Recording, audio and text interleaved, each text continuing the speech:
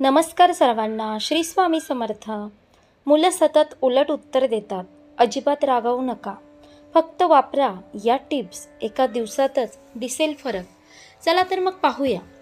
मुलांना कॉफी करण्याची सवय असते. ते अनेकदा त्यांच्या पालकांच्या वर्तनाची कॉपी करतात. त्यामुळे पालकांनी मुलासमोर विचारपूर्वक वागले पाहिजे आणि पूर्ण संवाद साधला पाहिजे.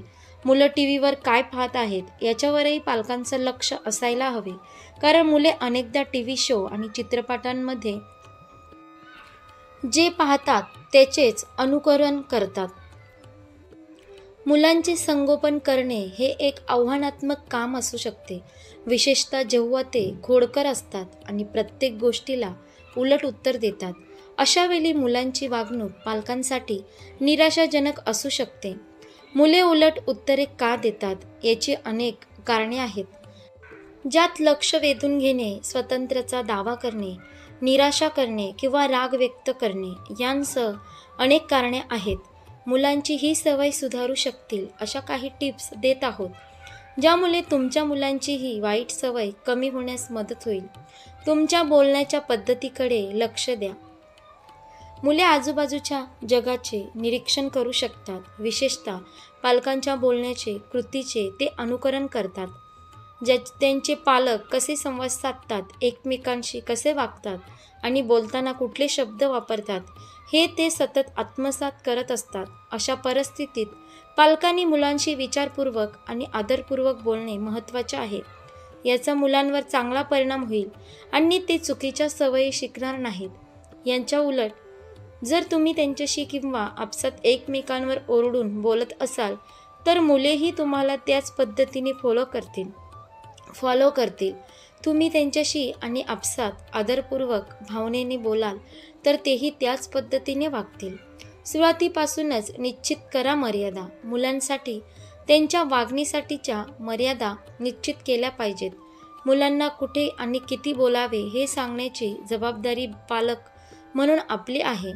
जेव्हा मूल काही चुकीचे बोलते किंवा चुकीच्या पद्धतीने उत्तर देते तेव्हा त्याला त्याच वेळी थांबवणे महत्त्वाचे असते. बोलण्यासोबतच मुलांच्या शारीरिक क्रियाकडेही लक्ष दिले पाहिजे. उदाहरणार्थ, एखादे मूल आपण बोलत असताना पळून गेले तर पालक अशा वेळी असे वर्तन अस्वीकार्य असल्याचे स्पष्टपणे सांगू शकतात. याचबरोबर उलट उत्तरे देणे, हात उगारणे, वाईट शब्द बोलणे यांसारख्या गोष्टींना वेळीच विरोध केला पाहिजे. मुलांशी आदराने वागा. घरातील वातावरण मुलांच्या वागण्यात महत्त्वाची भूमिका बजावते.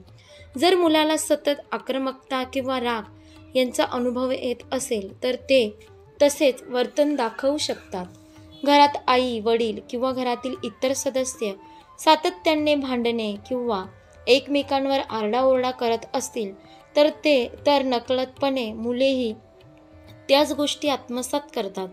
घरातील शांत वातावरण मुलांना चांगल्या सवयी शिकण्यास प्रोत्साहित करते. तेव्हा घरातील वातावरण शांततापूर्ण ठेवण्याबरोबरच घरात एकमेकांशी सौहार्दपूर्ण वागणूक ठेवा. अशा प्रकारे आपण पाहिलं की मुलं सतत उलट उत्तर देतात. अजिबात रागावू नका.